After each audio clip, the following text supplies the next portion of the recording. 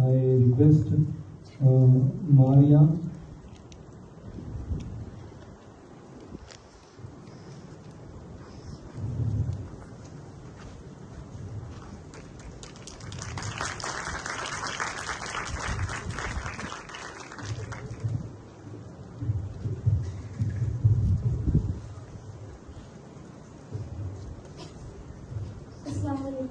I'm Maria Bhatti from 2024 batch.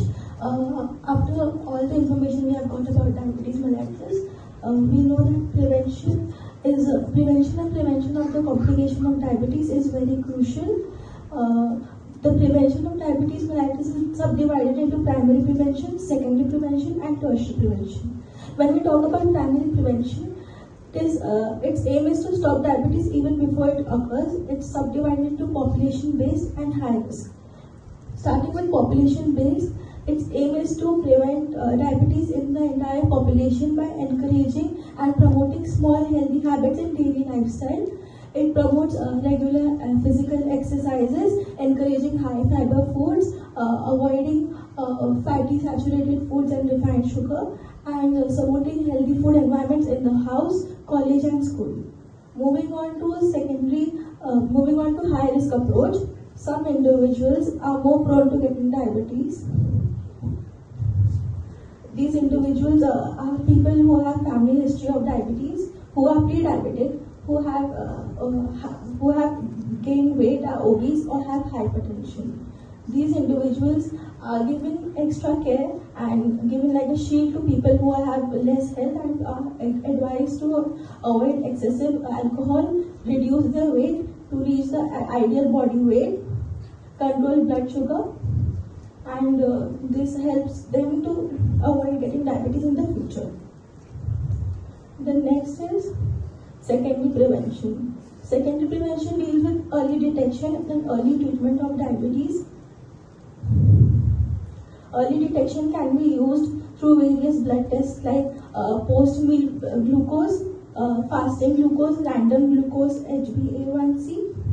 And after we have early detected the diabetes, we start giving the person treatment in secondary prevention. These treatments include just diet, or we can give diet with insulin or diet with anti-diabetic medication.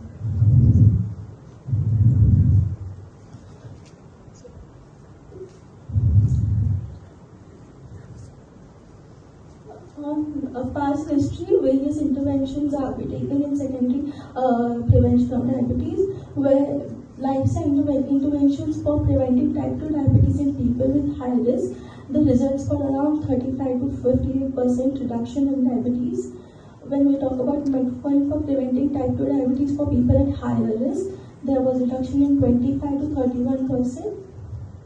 When we talk about glycemic control in people with HbA1c greater than 9%, reduction in 30% of the macrovascular diseases per percentage drop in HbA1c.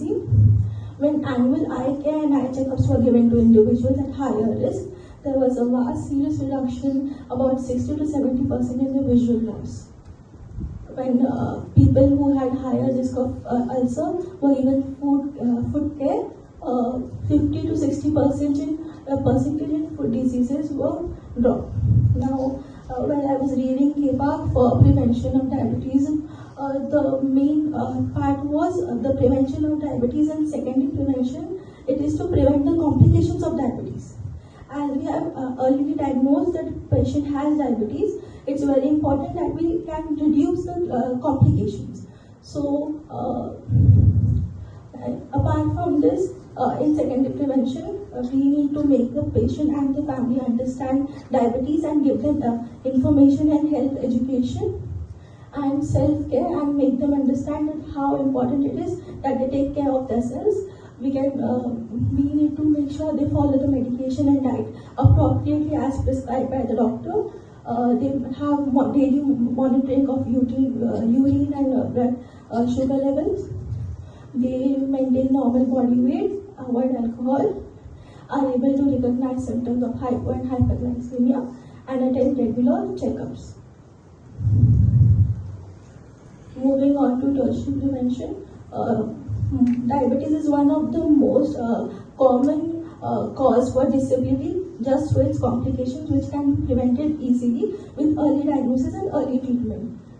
So in tertiary prevention, the main aim is to prevent the complications from progressing further and help the patients by limiting the disabilities.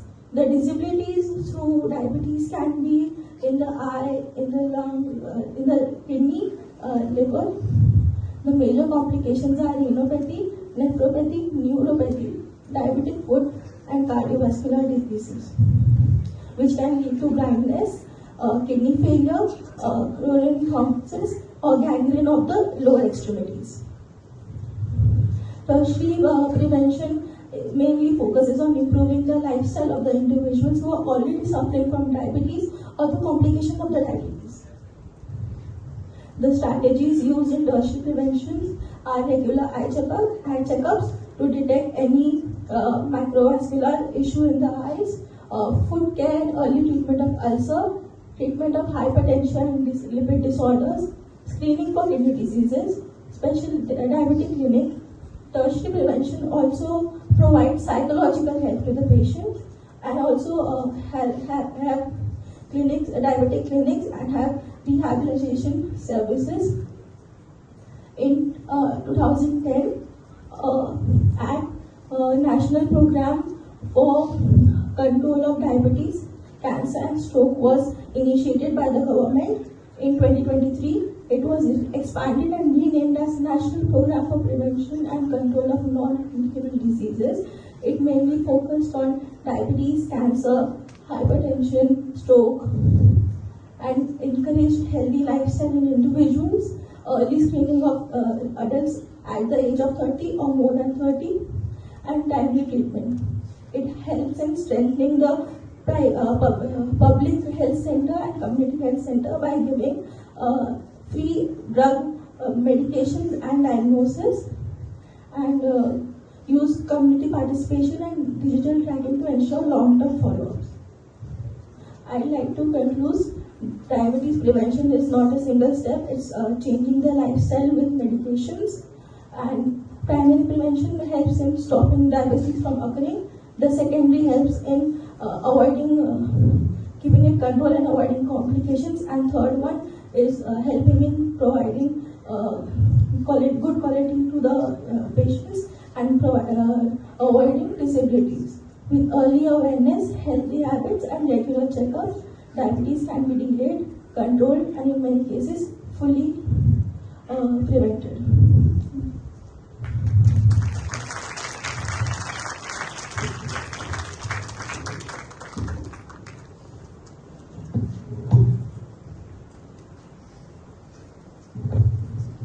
So that was regarding the prevention. So primary, secondary, tertiary prevention we have for diabetes mellitus.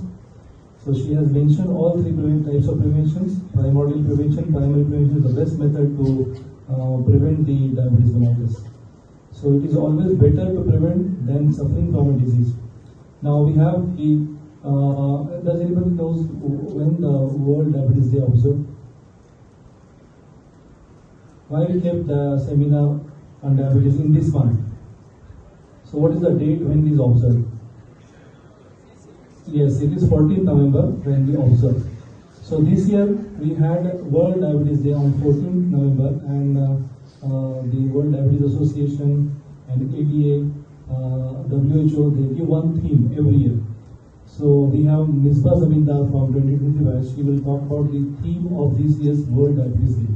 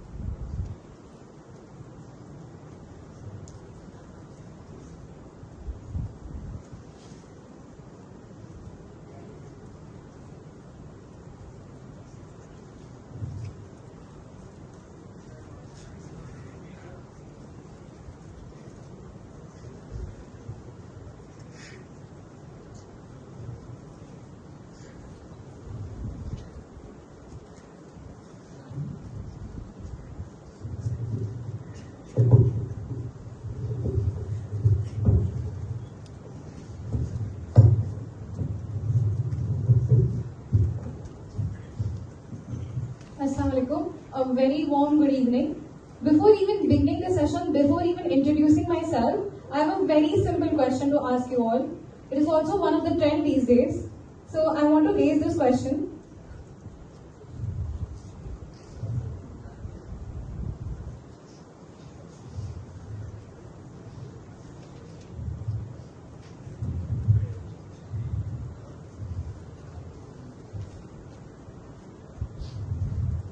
What's in your bag?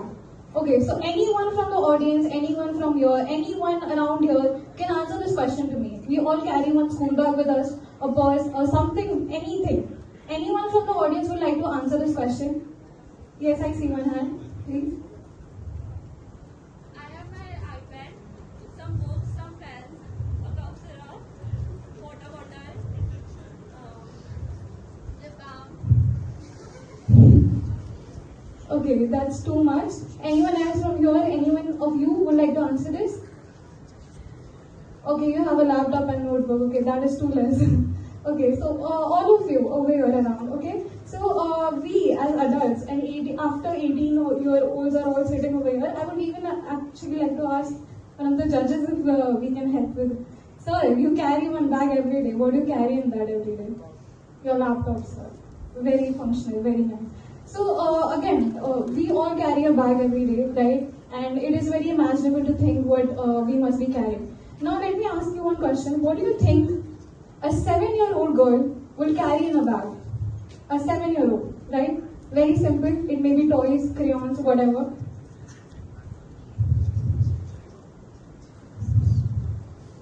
Meet her. This is Ria. Ria is a 7-year-old girl. She's suffering from diabetes currently.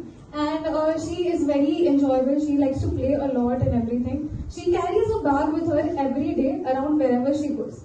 Be it to her school, nursery, or be it to her playground, wherever she's going. Be it with her mother, anywhere she's going, she carries a bag with her. Let's find out what does she carry in her bag.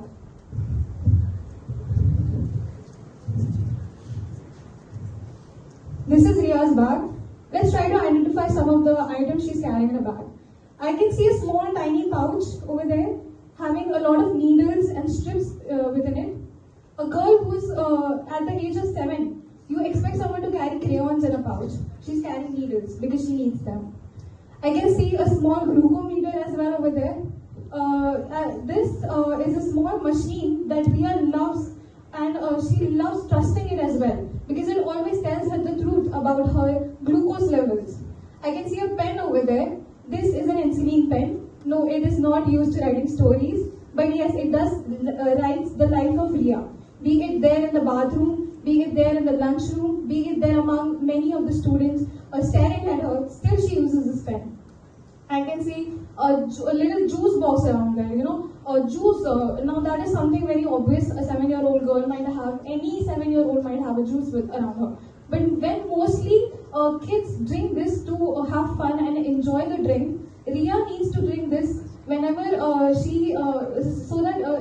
whenever sugar level falls, she needs to have this in order to prevent from collapsing or anything. So something her age students or her age children are enjoying, she has to keep it just to be safe.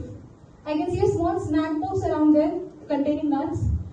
She also likes to share her food, okay? And then we have a small tag over there. Now that is a laminated tag.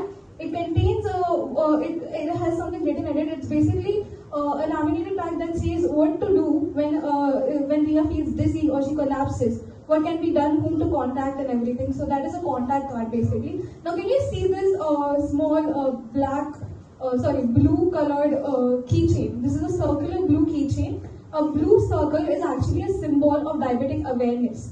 And this keychain not only helps Ria to be strong and brave, but it reminds her constantly that she is not alone and she belongs to a very brave community of people suffering from diabetes.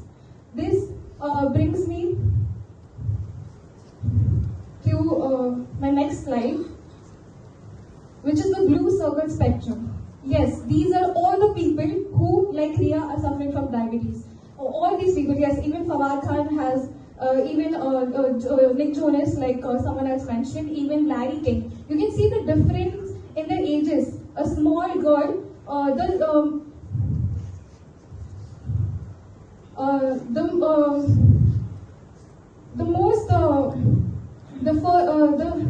smallest girl in the world who was diagnosed with diabetes, type 2 diabetes mellitus, was a 6-year-old American. And as you can see, we have various different people from all around the world, be it from different ethnicity, be it different gender, be it from different ages.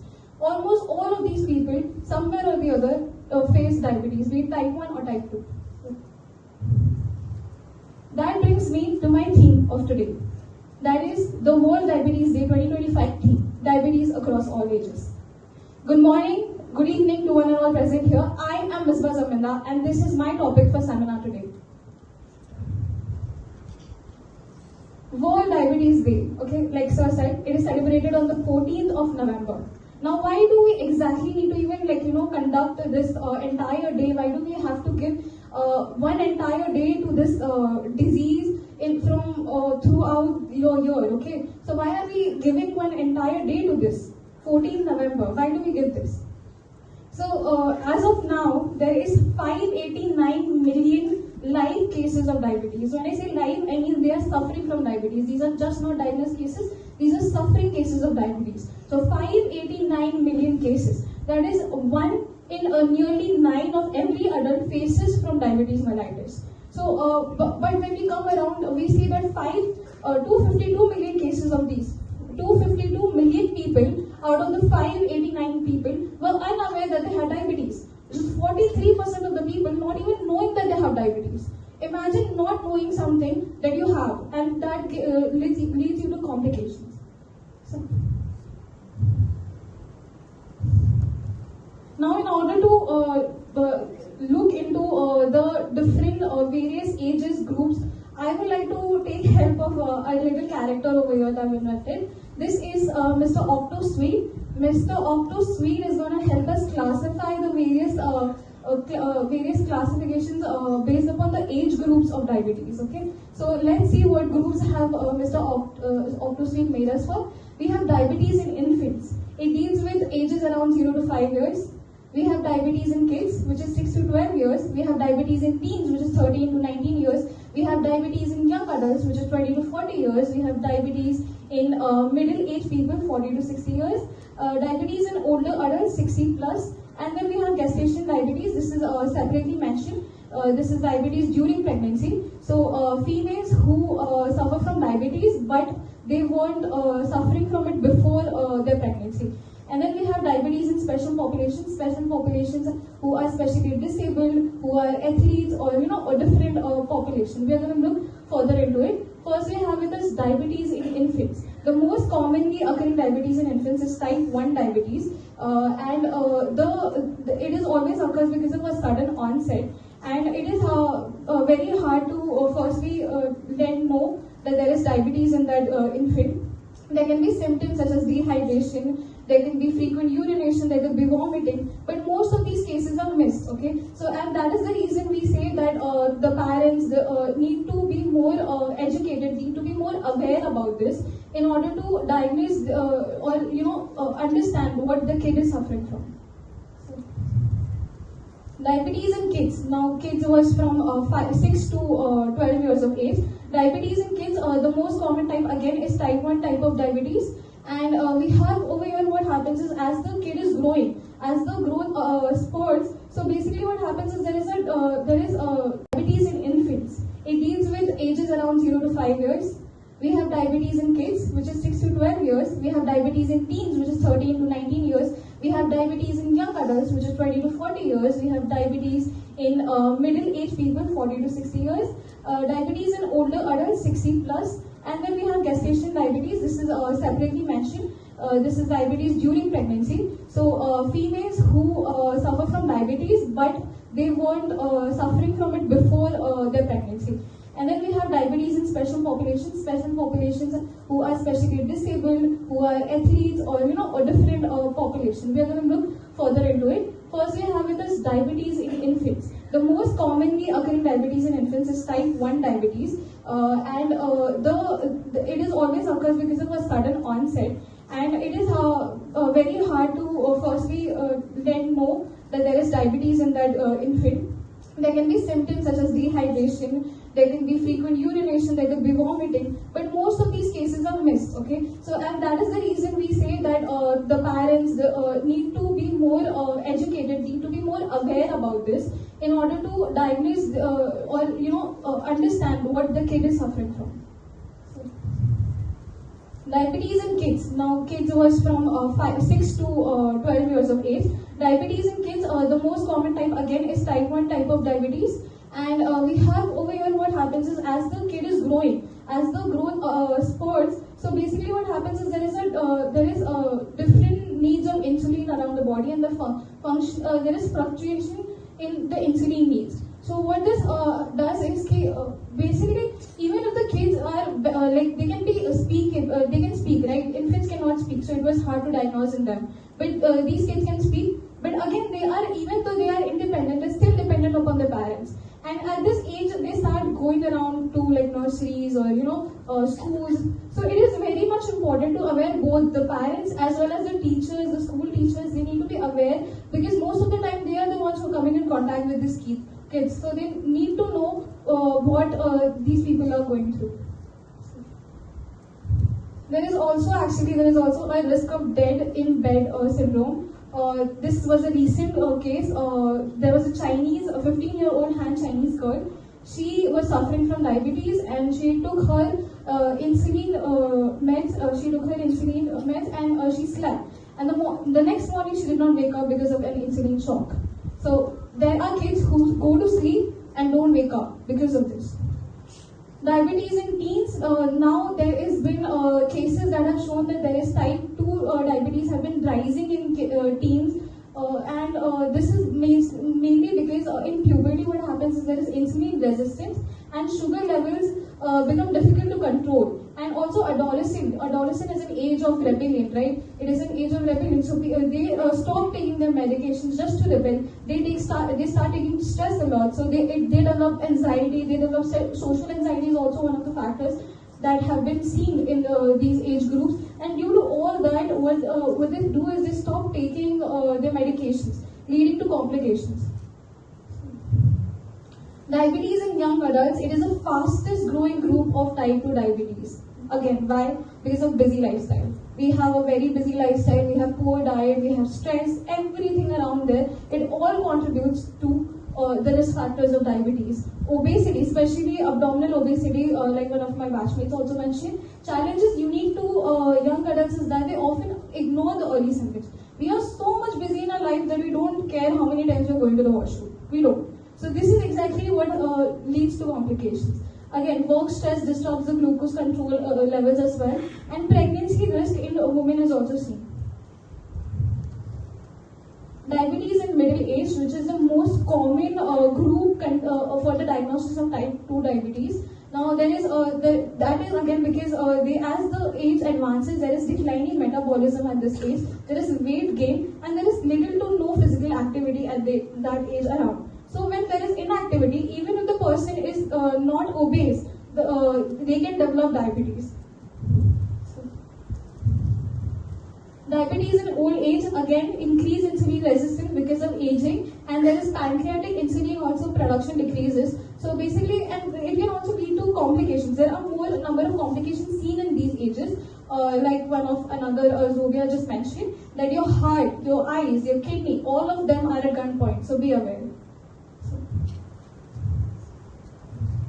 Diabetes in pregnancy, they affect pregnant women even without previous diabetes. It is caused by placental hormones which causing insulin resistance. Now because in gestational diabetes there is risk to both the mother as well as the kid. So there is risk to the baby of excess birth weight. There is risk to the baby to develop childhood obesity and diabetes. There is also risk to the mother of higher chances of developing type 2 diabetes afterwards. So all this needs to be regulated and monitored well. Diabetes in special populations. This I have classified differently because they require different type of management. They require a different type of regime. They require a different type of outlook. Okay, that is the reason we call them specially abled, right? PCOS patients, women with polycystic ovarian syndrome have higher insulin resistance, so they require a different type of regime. Again, we have athletes with us. Athletes, most of the many times we've seen that there are athletes who have type 1 diabetes mellitus. They are very fit, but yet they have diabetes. So this is one of the cases. And post-COVID individuals, there have been studies showing that after COVID-19, there have been increased risk of diabetes. That is because of inflammatory markers released around in COVID-19, which leads to the risk of diabetes. Research findings, there have been huge number of research findings done on, around diabetes, and all ranging throughout the different age group levels. Younger onset type 2 diabetes is now rising a lot. There have been researches showing that the age onset also affects the long-term complications. If it is affecting if it is affecting more in older individuals, there is risk of dementia, and especially if there is obesity and dementia, so that is like a club together. And then there is also a study showing that a lot of Indian young adults have been recently getting more diagnosed. Under 35 years of age, these people have been increasing in number, and this is all the studies that have been done.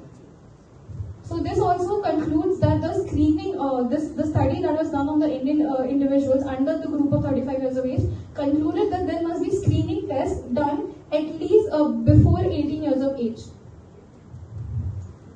Burden, the current world burden is 598 million cases right now. So we must erase this 598 billion, right? So let's try erasing it. So how do we erase this?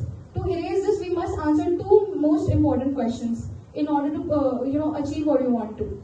Where are we going wrong? So many studies done, so many methods are done to prevent this. Still, there has been a 7% to 14% increase in diabetes and diabetic cases. And again, we've become the diabetic capital. So where exactly are we going wrong? And when we find out where we are going wrong, how do we fix it?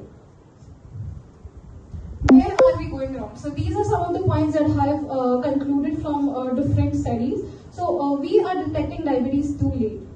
Most of the time, like I said before as well, 589 million, out of that only 252 million people had no clue that they were suffering from diabetes. That means so many cases just go undiagnosed, and we need to know that the problem over here is that there is lack of emphasis, there is lack of education, and there is lack of awareness among the people. They are not aware that these symptoms are of what? Diabetes or just casual things. Next, growing sedentary lifestyle. Again, one of my batchmates just mentioned what is a sedentary lifestyle. And again, when a person is under a sedentary life, we all are under, most of the time you see children, you see teens, you see adults. Most of the time, they spend their time sitting, doing nothing, sitting. So as the physical activity decreases, as the inactivity increases, we see that there is more risk of diabetes. Third point is that ultra-processed food consumption is exploding. The food that we consume, high levels of sugar, high levels of salt, high levels of fat. All of the three things that we shouldn't be having, all of them we have so much. And all of this increases the risk again. And it's not actually our fault as well. It's actually the fault of the marketing companies. I am personally a problematic situation over here. Even I love Fanta, okay? So it is the sugar soda companies, they market it that way. They make it cheap availability. They make it palatable to the taste. So all these things need to be actually ruled out on a larger scale than just individual scale. Then we underestimate the genetic and ethnic risk. Now again, people think, what? I'm not fat. I cannot develop diabetes. No, sorry, you can. So it can be because of genetic reasons, it can be because of ethnic reasons, it can be of various reasons, and these reasons should never be underlooked. Stress, poor sleep is a very dangerous combination. We all medicals go through this. So, like my batchmate again mentioned, how poor sleep and circadian rhythm plays a role in insulin sensitivity. I will also like to mention about stress. Now, what stress does is, stress increases the cortisol level. Once cortisol levels are increased, your blood glucose level increases automatically.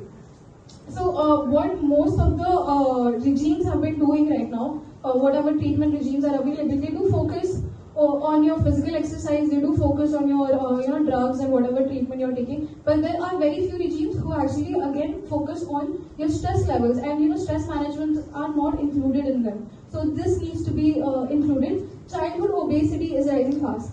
You go to a city hospital, like from a good city, you go to Mumbai or Pune, and then you just go to the pediatric ward. You'll see most of the kids lying down there are fat. Okay, so it is a trend these days that all the kids that we see around are quite obese. What is the reason for that? Again, junk food, very easily available, very nice, good taste, so we consume it. So how do we fix it? We know these are the problems. Okay, you guys might have said, okay, हमें तो ये पहले ही पता था. तो इसको fix कैसे करें? What is the solution? So, again, I've said this before, and I say it again. In almost most of the diseases, the key to fixing anything, or the key to achieving your goals lies in early prevention, early detection, early prevention, and also awareness. For that, I have made a little small thing. Okay, so how can we make people aware about it? Okay, so we need to start from local institutions. We need to start from educational institutions, because these are the people, these are the children who are growing faster, and they are learning about this, and they will be the future of our country, right? So these children needs to be made aware about this. And in that, for that, I've made a little plan sort of a thing. This is called as the Sugar Smart Squad. What is the Sugar Smart Squad? It is a team of individuals in an institution. It could be a hostel, it could be an institution, it could be a school, it could be, it could be anything. What these team of individuals do is, they try to focus on these pointers. What are they? They conduct weekly workshops for sugar content education. Whatever things that we are consuming, we try to have a packet of chips. Do we know what amount of sugar are we having? No, we don't. Although we are all educated, but we don't tend to read it, right? We have a packet of biscuits. We have no clue how much amount of sugar is there in that. So it is very important to be aware of what you're consuming. In order for that, we need this. And then once in 3 months screening camps, I personally believe, in order to just start with it, once in 3 months is enough. After some time, it could be increased to once in 2 months, and then again once in 1 month. Parent and peer engagement. I have mentioned this before as well. Why it is important for parents to be aware of the diabetes in children especially. And again, teachers need to be aware, because they are the ones spending most of the time after the parents. A fruit a day once a week. So institutions can conduct this, that they can make 1 day associated with just fruits.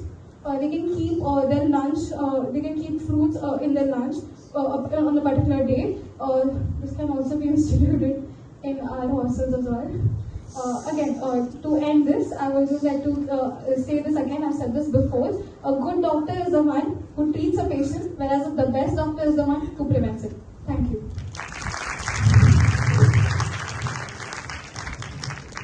So that was the fantastic presentation by Rizwa. Last nutrition anemia also she presented in a very nice manner. So now we have Dr. Imran Khan sir. He wants to okay. So I request Bhale sir to come on stage so that we can distribute the certificates in moment and end the program. I request Dr. Dubha Father and also Suresh sir also. Sir, you also please come on the stage. I request all the participants to stand in a line so that we can distribute the certificates.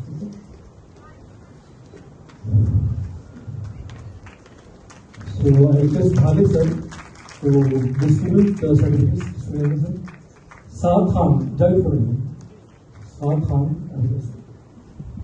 sorry, this side.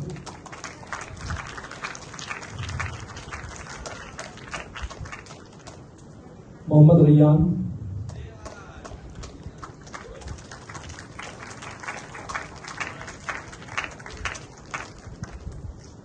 I request Tuba to distribute certificate to Zubia.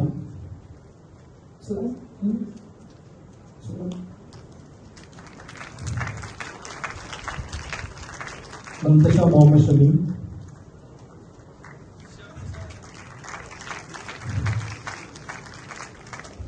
Ashar Qureshi.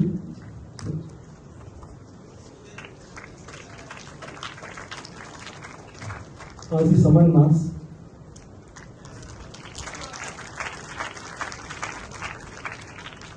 Mehwish Khan.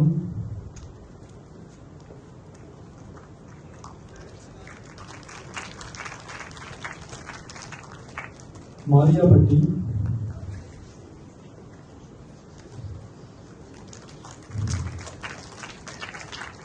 Misbah Zamindar,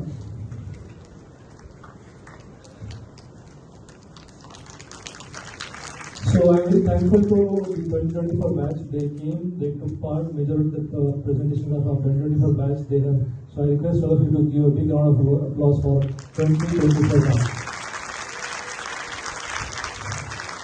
It is just a month in the second year, and you have taken the major part. Actually, I was feeling that 2023 batch is my batch, community medicine batch. There will be more presentation, but I am very disappointed that attendance is also poor, and the people presenting are very less in number. So, any guesses for the winners for today's seminar?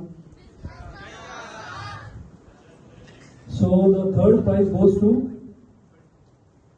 Zubi Afsar Khan.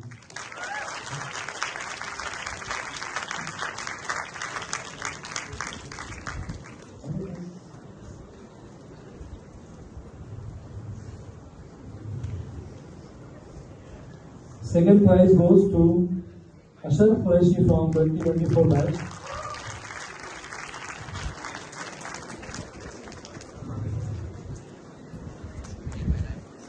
And the first prize goes to? I was knowing that Misbah will get first prize, that's why I excluded her from the awards. So she is not there in the. So who is next? Yes, it is Mohammad Rayyan from 2024 batch.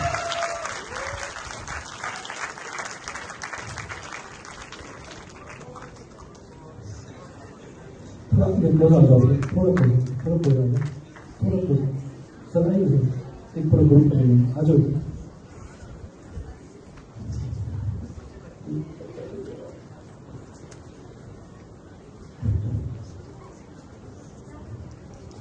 Sir ये trophies भी है इसे दे जाए Rayyan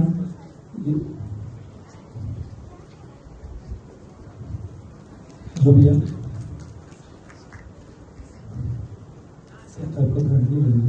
Second, Ashraf.